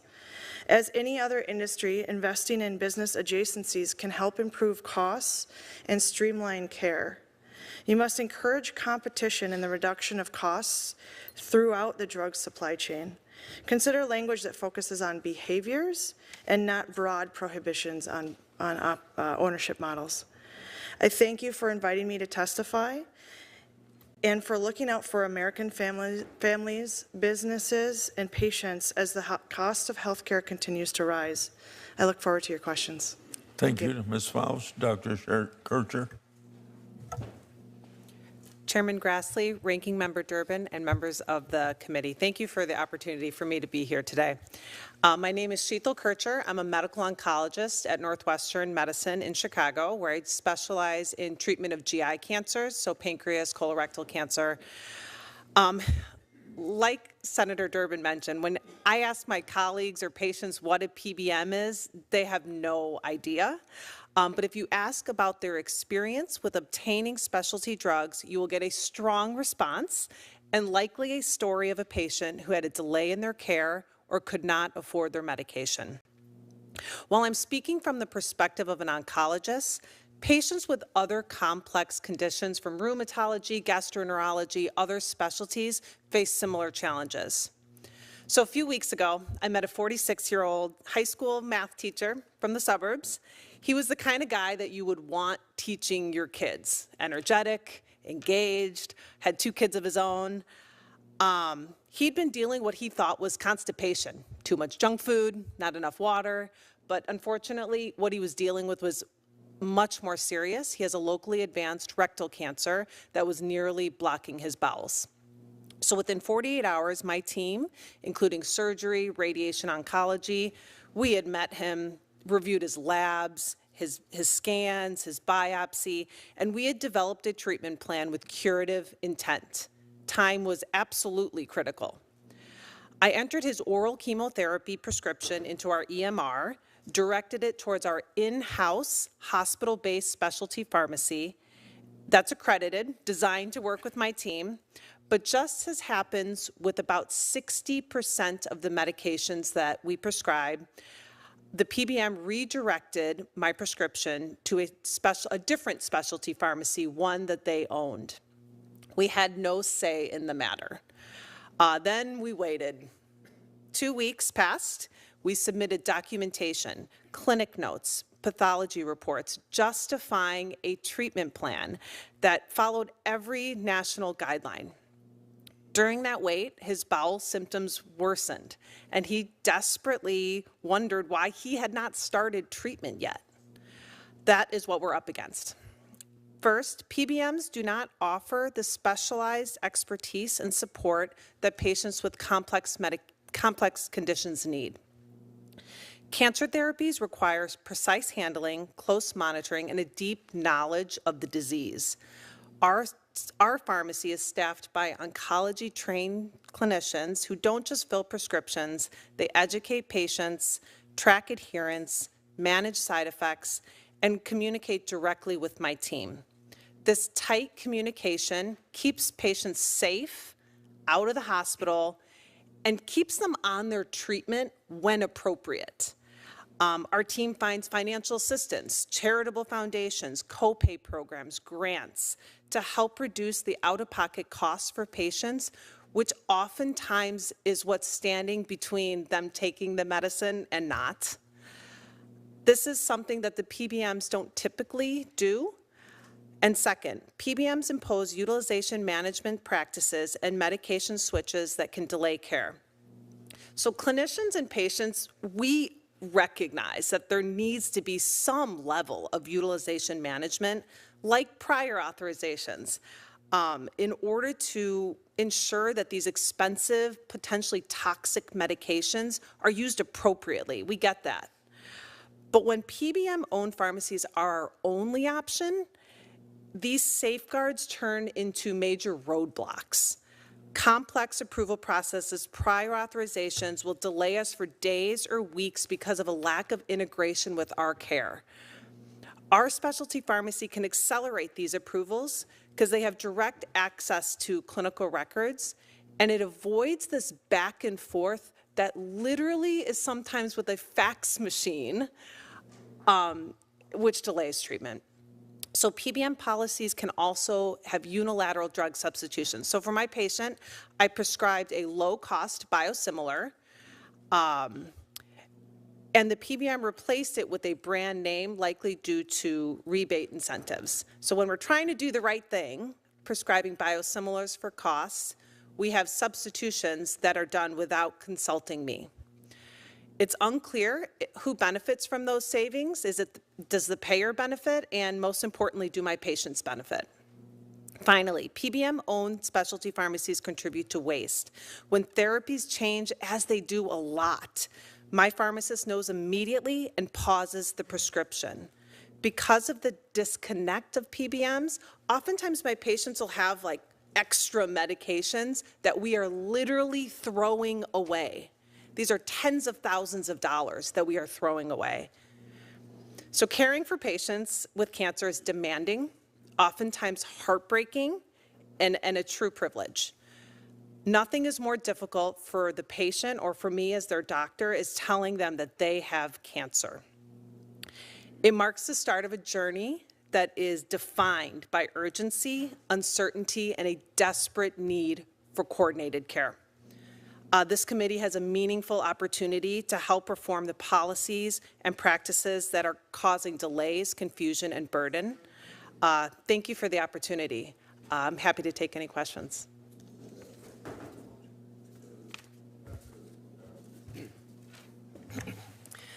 Good morning, Chairman Grassley, Ranking Member Durbin, and members of the committee. Thank you for inviting me to testify this morning on behalf of my patients. I'd also like to express my gratitude to Chairman Grassley for your years of leadership on pharmacy benefit management, or PBM reform. My name is Randy McDonough. I live in Iowa City, Iowa. I'm co-owner and CEO of Towncrist Pharmacy Corporation for the past 19 years. And since March of this year, I have served as president of the American Pharmacists Association, or APHA, representing our nation's over 300,000 pharmacists at every site of care. I want to begin my testimony by providing you with a real patient case that provides an example of the egregious business practices of PBMs and the time, effort, and risk I endured to help a patient. The patient is a young man in his early 20s. He has struggled with obsessive compulsive disorder, or OCD, to the point where it was so debilitating he had to be hospitalized. Finding the right medication for this patient took time and effort, excuse me, and we worked very closely with his physician during that time. Unfortunately, the medication that finally worked cost us $728.35. Our reimbursement from the PBM, excuse me, our reimbursement from the PBM was only $10.33. I followed all the appropriate processes of the PBM to dispute the reimbursement amount, but it resulted in no change and a lack of response from the PBM. I took more drastic measures and went against my contract with the PBM to contact the health plan directly to see if they could help me with this dire situation. I told the health plan that I'm being put in. Good morning, everybody. We're going to break away from that Senate hearing on prescription drug supply right now and get out to the Saudi investment forum. President Trump is expected to speak later on this morning about investments out there in the Mideast. He is there all week. Right now, Elon Musk is speaking. He's been speaking about AI, robo-taxis, and the like. And our time here on WCNC Plus on Live Impact News coming up here as well. So this will go over to Charlotte today at 11 o'clock. Thanks for joining me. I'm going to leave you with this forum right now, and we'll see you later on. Have a great day. Have a maximally truth-seeking AI. And it's important to be a maximally truth-seeking AI in order to understand the universe. Mm-hmm. So the goal of XAI is understand the universe. To understand, what is out there. Where's the universe going? Where did it come from? What questions? In fact, I think maybe the biggest thing is, what questions do we not know to ask? Once you know the question, the answer is usually the easy part. So the goal of XAI is to help understand the universe and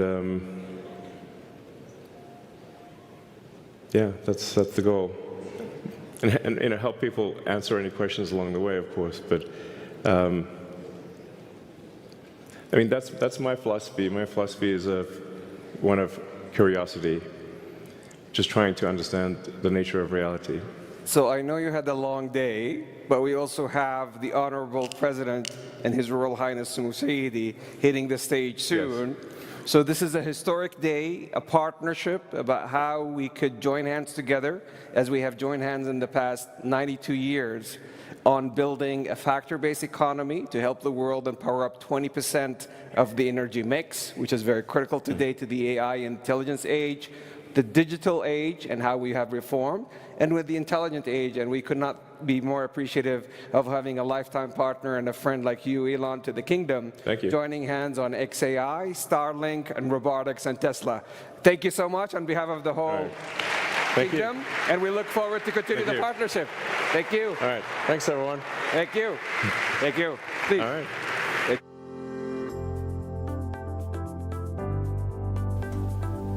And it looks like Elon Musk has wrapped up his speaking program there from Saudi Arabia. We are taking right now a little break here, as I know everyone at the forum is waiting for President Trump. He is scheduled to make remarks any minute now, as his trip to Saudi Arabia will be one of many meetings and public appearances this week, as he is in the Mideast all this week. We are tracking some rain, it looks like. Let's get you a live look here in Gastonia, as things are definitely getting wet out there. Players, on the ball field? Looks like they're still practicing, even in the rain. I mean, that's dedication. The Ghost Peppers, Carlene. The Ghost Peppers. They got to practice in all kinds of conditions. But it looks like there's sun and blue sky there in the distance. I mean, this is what it looks like here. Oh, very nice. That's uptown. Not too bad. I mean, our weather team been telling us to be weather alert, not so much weather impact for today. So we have scattered showers kind of all over the place. Possible. You might not be drenched at all today, but the Ghost Peppers might be drenched. But the Ghost Peppers. The Ghost Peppers might be practicing in some muddy, potentially, muddy grounds there at the Caramont. Is that Caramont? That's Caramont Health Ballpark. That sure is. Thank you, Carlene. Always with the info. We were waiting for that Baltimore press conference as well, as we take a look around town and around the nation.